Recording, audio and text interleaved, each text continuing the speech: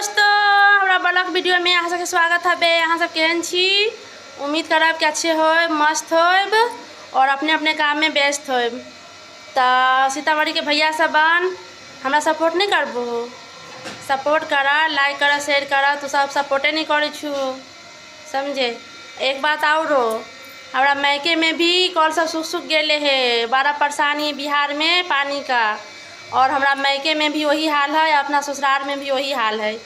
तो कल से तो पानी गिरो है ना, और मोटर से भी थोड़ा थोड़ा पानी गिरो है।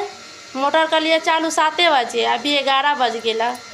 आ देखा रहा छिया, हाँ वीडियो से बना रहा हमारा भैया सबन देखा रहा छिया।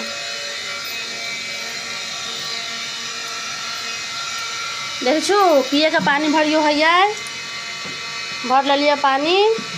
आ देखो कितना कितना आबो पानी मोटर से, देख सको। अब पानी सब भर भर के रखेला पड़ो, देखो देखो यार, बाहर में जैसे लोग भर भर के रखो है वैसे रखेला पड़ो है। ठीक है तो बाय।